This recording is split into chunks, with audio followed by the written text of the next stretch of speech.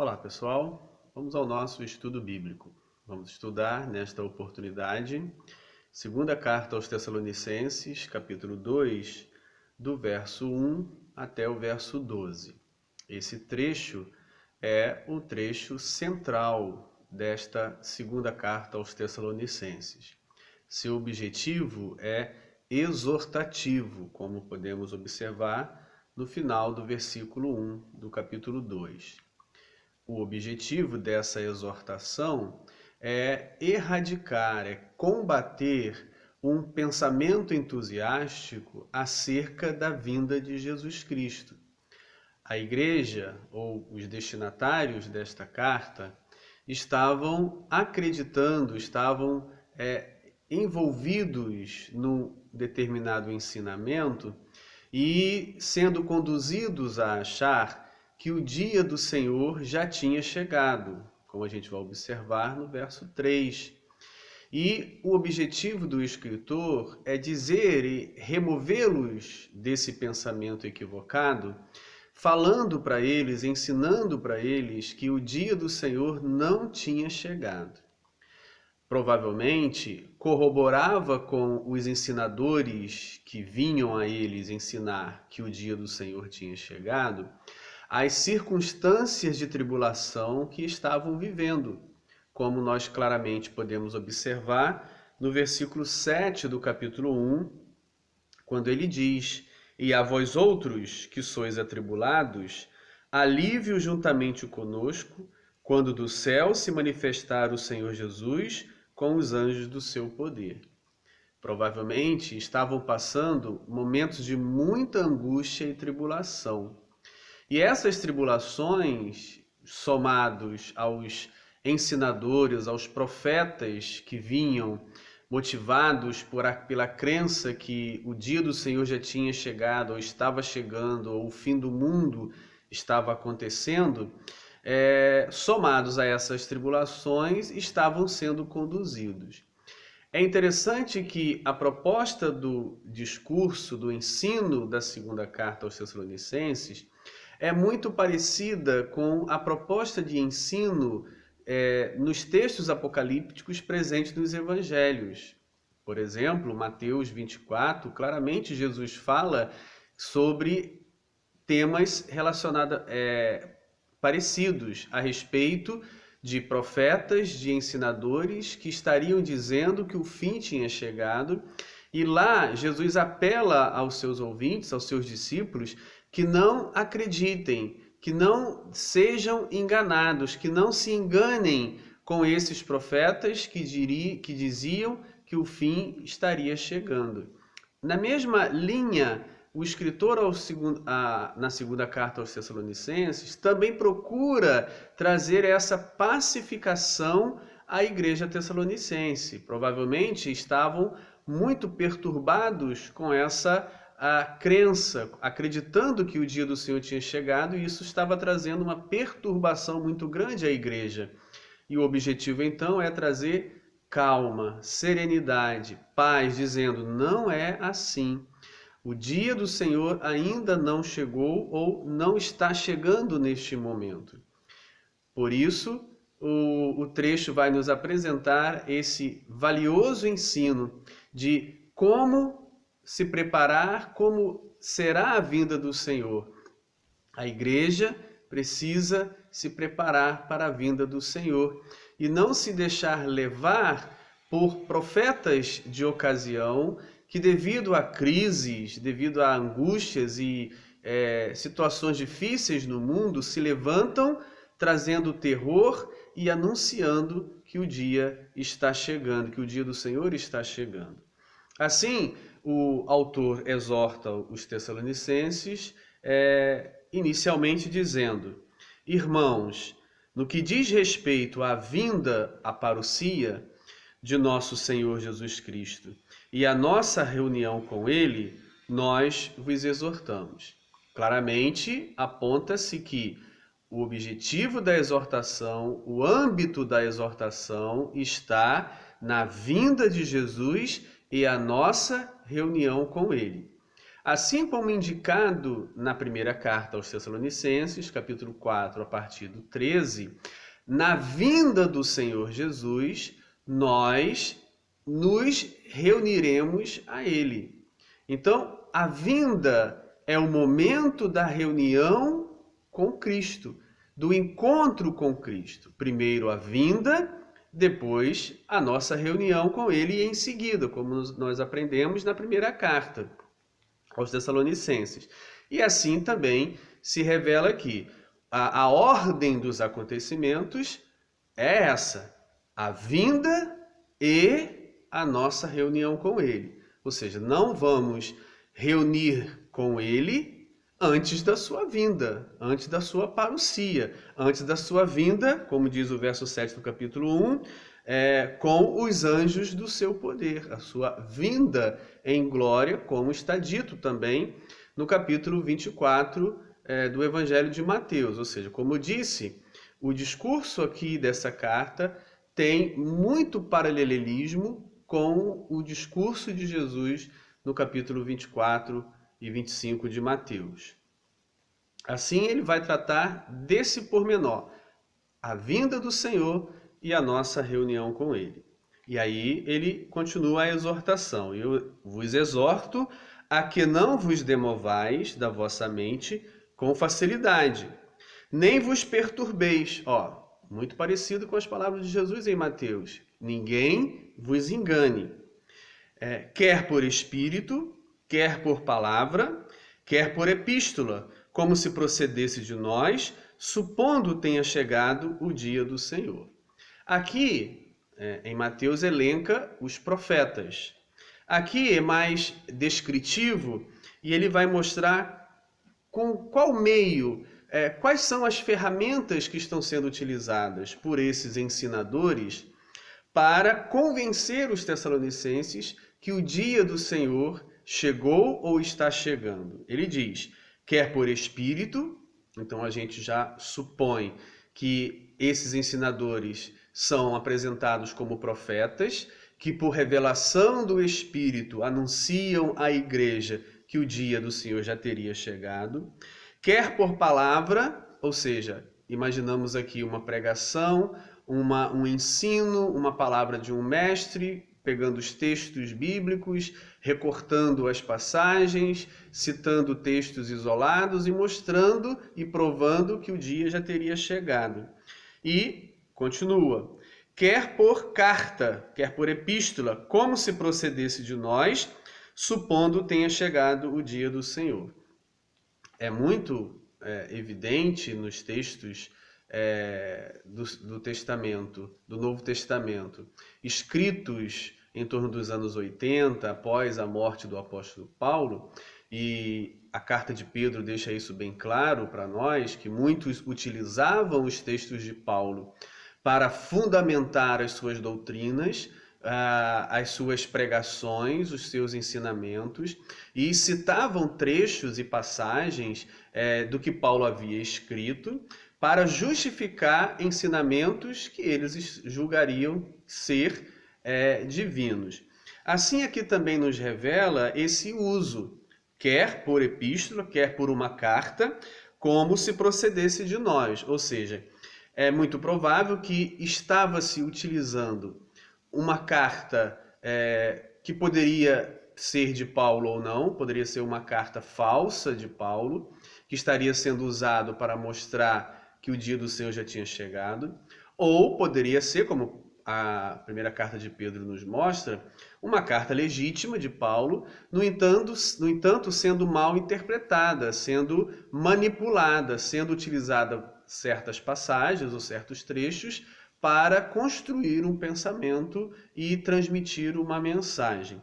Então a gente já observa que cartas de Paulo eram utilizadas após a sua morte para justificar doutrinas ensinadas pela geração seguinte, sendo cartas falsas, ou poderia ser cartas verdadeiras mal interpretadas. Aqui não fica muito claro se ele está falando de uma carta verdadeira mal interpretada ou se é uma carta falsa. Embora a gente, ao ler a primeira carta aos Tessalonicenses, a gente pode observar que ali Paulo manifestava a crença de que ele participaria em vida da vinda do Senhor Jesus Cristo. No entanto, quando ele diz isso, ele manifesta o que ele acredita.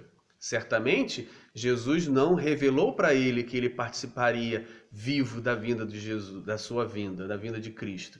É muito provável que ele esteja ali expressando a sua crença, como é a crença de todo cristão. Todo discípulo de Jesus crê que estará vivo na vinda de Jesus, que participará vivo da vinda do Senhor, encontrará o Senhor nos ares, estando vivo, transformado no novo corpo. Essa é a crença de todo discípulo. E Paulo não era diferente. Paulo também acreditava nisso, como todos os discípulos deveriam acreditar. No entanto, não significa que o próprio Jesus, de uma forma apocalíptica e revelatória, anunciou a Paulo: olha, você vai participar da minha vinda estando vivo. Não é assim. Ele manifestou aquilo que ele acreditava, como todos nós. Então, essas palavras poderiam estar sendo utilizadas para dizer: olha, se Paulo acreditava ou disse que participaria da vinda de Jesus em vivo, e ele já morreu, então ele participou, ou se ele está vivo, está participando ou está acontecendo agora. Bem, de qualquer forma, esse uso da epístola como se procedesse de nós, supondo tenha chegado o dia do Senhor, era um artifício utilizado por esses ensinadores que estão sendo combatidos aqui pelo autor da segunda carta aos Tessalonicenses.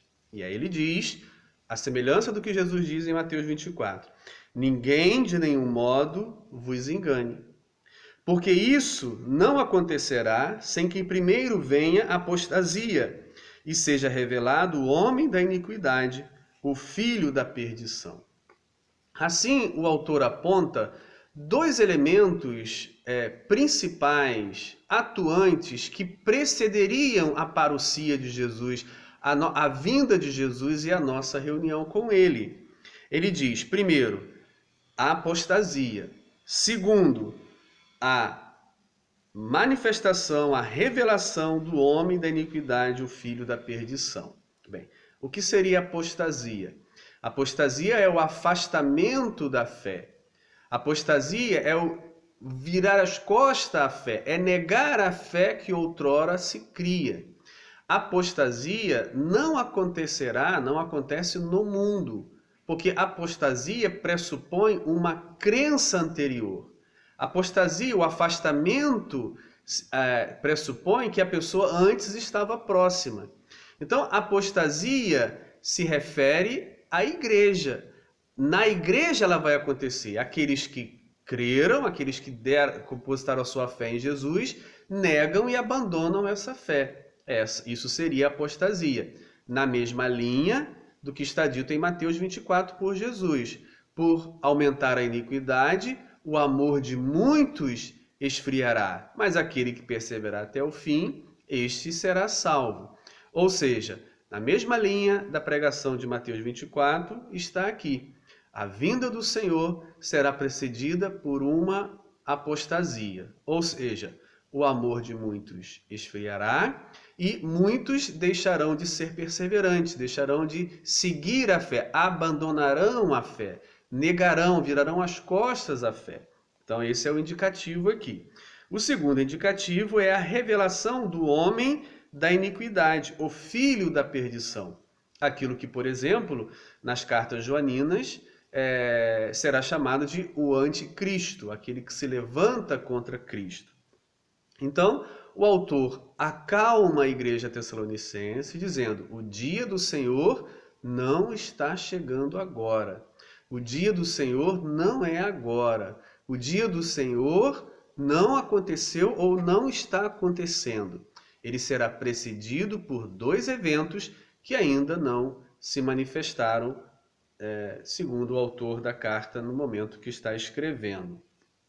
E aí ele diz no verso 4, esse homem da perdição, o qual se opõe e se levanta contra tudo que se chama Deus, ou objeto de culto, a ponto de assentar-se no santuário de Deus, ostentando-se como se fosse o próprio Deus. A teologia apocalíptica judaica, seguida pelos cristãos no primeiro século, ela trabalhava alguns elementos que são manifestos aqui agora, por exemplo, elementos que haviam acontecido, situações,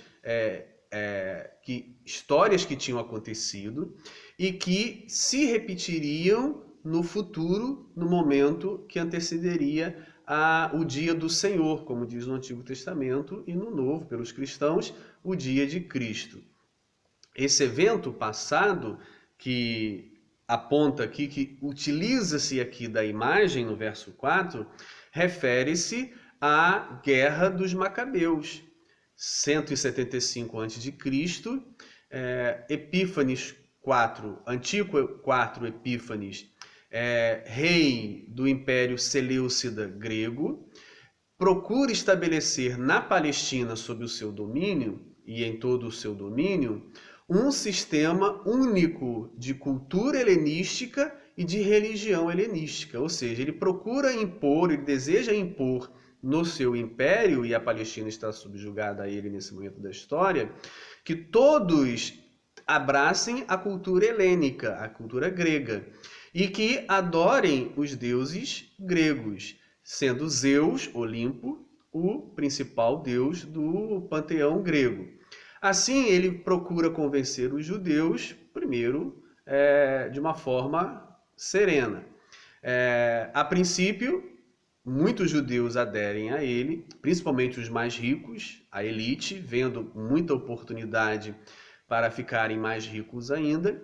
Então, aderem ao sistema, a ideia de Antíoco IV Epífanes, e seguem os seus ensinamentos, apostatando-se, ou seja, abandonando, deixando as tradições dos pais, deixando o culto a Yahvé, Deus de Israel, e passando a cultuar a Zeus e aderindo e adotando os costumes helênicos, abandonando, ou seja, apostatando-se das tradições deixadas pelos pais. Entre elas se destacariam a circuncisão, a dieta alimentar, a guarda do sábado e tantas outras.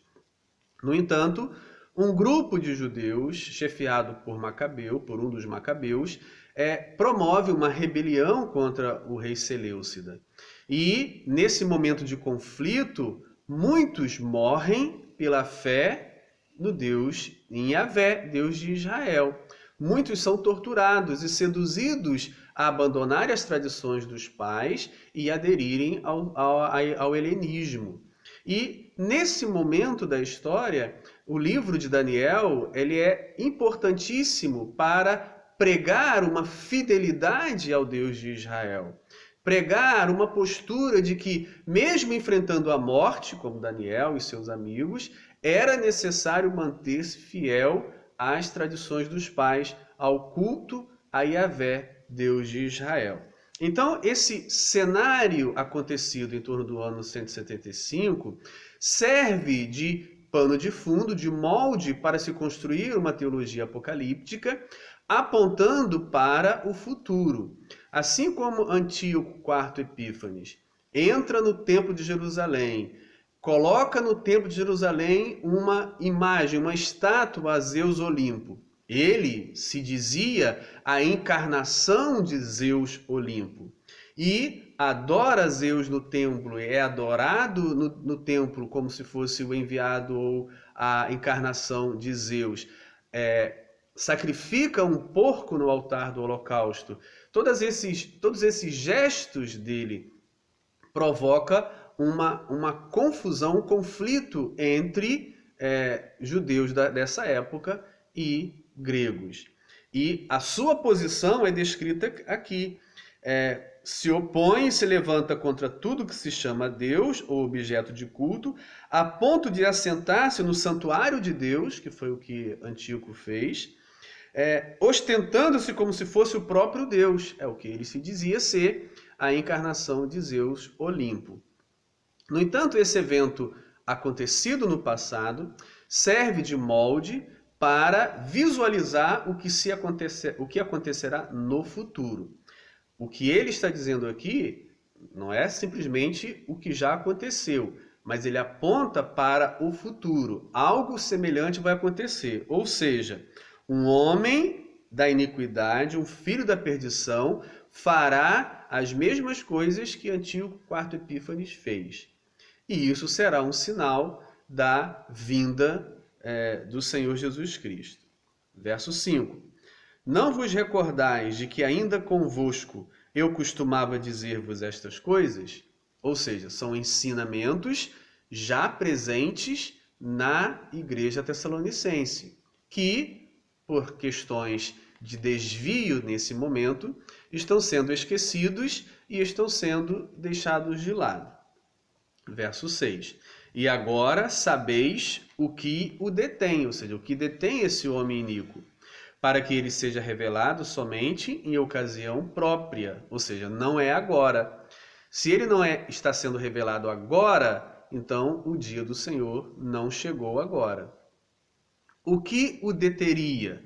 É uma pergunta interessante que não há resposta no texto. Há hipóteses. As pessoas levantam hipóteses para dar uma solução, uma resposta a essa pergunta. No entanto, todas as respostas que são dadas são arbitrárias, ou seja, são achismos, são hipóteses a partir de outros lugares ou textos, mas no texto mesmo não se diz. É muito provável, pelo que o texto indica, que os tessalonicenses soubessem, ou até que o autor soubesse, mas caiu no esquecimento, não se registrou e hoje não se sabe exatamente. As hipóteses levantadas são a igreja, o Espírito Santo, a pregação da palavra. De qualquer forma, Deus é o agente final, por ser o soberano sobre todas as coisas, por ser o maioral, o Deus sobre tudo, aquele que controla e tem sob o seu domínio todos os acontecimentos. Então, em última análise, quem detém é Deus. Agora, o agente que Deus usa para detê-lo não tem como indicar a partir do texto, a não ser por hipóteses que possam ser levantadas. De qualquer forma, sabemos que Deus está no controle de todas as coisas e, na última palavra, Deus é que detém. Verso 7. Com efeito, o mistério da iniquidade já opera e aguarda somente que seja afastado aquele que agora o detém. Um princípio de ensinamento importante que ele deixa para nós é que o mal, essa ação maligna, já está presente na terra. Ela já age na terra de forma velada, muitas vezes, de forma detida, muitas vezes, não de forma plena, mas de forma detida, amenizada, ela já age, aguardando apenas que seja afastado aquilo que o detém. Mais uma vez, repete-se o que foi dito no verso 6, sem indicar o que exatamente pode detê-lo.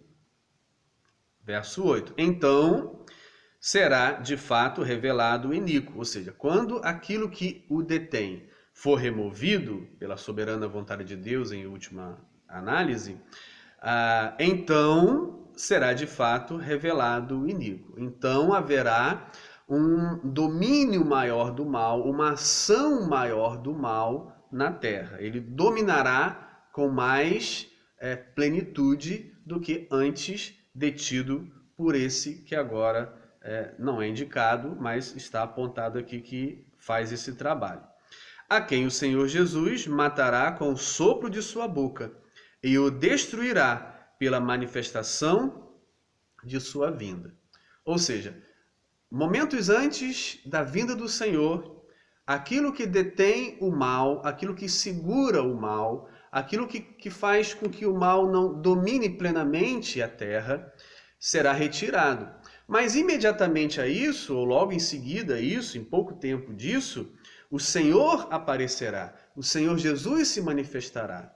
E ele então destruirá este homem da iniquidade, este ser que está por trás de todos os males, que derrama todos os males e que nesses últimos minutos, ou dias, ou épocas faria isso com mais força, mas ele será detido pelo Senhor na manifestação de sua vinda. Mais uma vez a palavra parousia. A palavra parousia é a palavra para a vinda de Jesus, que aparece tanto na primeira carta quanto na segunda carta. Em Mateus 24 também a palavra aparece. Parousia é a palavra para a vinda de Jesus. Não há uma segunda palavra, porque não há uma segunda vinda, apenas uma vinda, uma palavra. E aí continua, verso 9. Ora, o aparecimento do iníquo, a quem o Senhor Jesus matará com o sopro da sua boca, já lemos o verso 8, agora o verso 9. Ora, o aparecimento do iníquo é segundo a eficácia de Satanás, com todo o poder e sinais e prodígios da mentira. Ou seja, esse homem iníquo terá por trás dele o trabalho, o poder de Satanás, que lhe concederá a força e o poder para fazer sinais e prodígios da mentira. Uma observação importante aqui. A palavra mentira e a palavra verdade têm um conceito teológico próprio no texto. Não se refere à mentira como nós conhecemos, aquilo que não é verdade, uma mentira contada, ou aquilo que é verdade, aquilo que é factual. Aqui o sentido teológico de mentira e de verdade é diferente do uso corriqueiro da palavra mentira e da palavra verdade. A palavra verdade aqui se refere ao Evangelho, ao próprio Jesus, à vida de Jesus, ao conjunto dos seus ensinamentos. A palavra verdade é o Evangelho de Jesus. E a palavra mentira é aquilo que se opõe a Jesus, que se opõe ao Evangelho de Jesus. Assim, quando é dito que, segundo a eficácia de Satanás, com todo o poder e sinais e prodígios da mentira, não significa necessariamente que os sinais e os prodígios sejam falsificados, mas significa que eles não estarão de acordo com o Evangelho. Eles não estarão dentro da mensagem evangélica, eles não têm a colaboração, o apoio de Jesus, eles não fazem parte de Jesus, do Evangelho de Jesus. É uma mensagem ou uma ação que está fora do Evangelho. Isso é interessante observar. Mentira aqui não significa, no sentido mais comum do termo, aquilo que é falso, ou seja, aquilo que não que você está sendo enganado por uma ilusão de ótica, um mágico que faz alguma coisa desaparecer diante dos seus olhos. Não tem esse sentido. Mas sim a oposição ao Evangelho, aquilo que é contrário ao Evangelho de Jesus. Verso 10. E com todo o engano da injustiça, mais uma vez a palavra injustiça é aquilo que está em oposto à justiça. Justiça é o Evangelho de Jesus. Injustiça é tudo aquilo que está contrário ao Evangelho de Jesus. E com todo o engano de injustiça, aos que perecem, porque não acolheram o amor da verdade para serem salvos. Ou seja, não acolheram o Evangelho de Jesus para serem salvos. Não acolher a verdade é não acolher o Evangelho de Jesus, é não acolher os ensinamentos de Jesus, é não acolher o próprio Jesus. Rejeitaram o próprio Jesus, rejeitaram os ensinamentos de Jesus e por isso não podem ser salvos. É por este motivo, pois, que Deus lhes manda a operação do erro, para darem crédito à mentira, ou seja, para darem crédito àquilo que está em oposição ao Evangelho de Jesus, aquilo que está em oposição ao próprio Jesus. Chega um momento na história que o próprio Deus permite e manda a ação do erro, a ação daquilo que é contrário à verdade do Evangelho, para que então acentue-se mais a sua crença naquilo que está em oposição ao Evangelho. A palavra mentira significa, teologicamente no texto, aquilo que está em oposição a Jesus e ao conjunto de ensinamentos de Jesus, a fim de serem julgados todos quantos não deram crédito à verdade, ao Evangelho de Jesus. Antes, pelo contrário, deleitaram-se com a injustiça, com aquilo que está em oposição ao Evangelho de Jesus, aos ensinamentos opostos ao Evangelho de Jesus. Assim, descreve-se nesse trecho os momentos que antecederão a vinda do Senhor Jesus e a nossa reunião com Ele.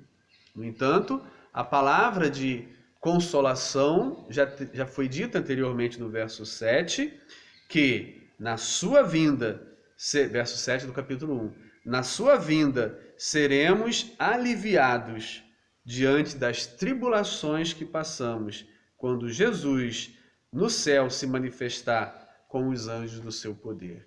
Uma palavra dirigida à igreja tessalonicense, mas também uma palavra dirigida a toda a igreja em todas as épocas. Não é uma palavra restrita à igreja dos Tessalonicenses nos anos 80 ou no primeiro século, mas é uma palavra de Deus a todas as igrejas e em todas as épocas, que muitas vezes perturbados pelos profetas de ocasião, que em diante de tribulações, angústias e situações difíceis, começam a pregar o fim do mundo e que o dia do Senhor já chegou. E aí traz perturbação, dificuldades e ansiedades na igreja. E a palavra visa trazer tranquilidade. Assim como Mateus 24. Não se enganeis, não se enganem. Aqui também a palavra é: de nenhum modo ninguém de nenhum modo vos engane. Que o Senhor nos ajude e nos abençoe. Amém.